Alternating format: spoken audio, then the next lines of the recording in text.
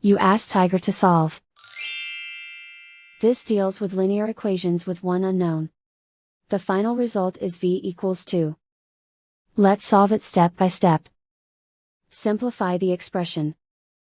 Find the greatest common factor of the numerator and denominator. Factor out and cancel the greatest common factor. Swap sides.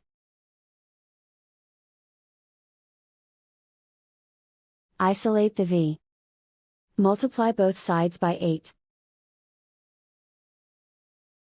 Group like terms.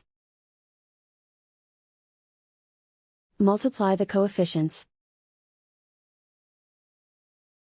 Simplify the fraction. Multiply the fractions. Find the greatest common factor of the numerator and denominator.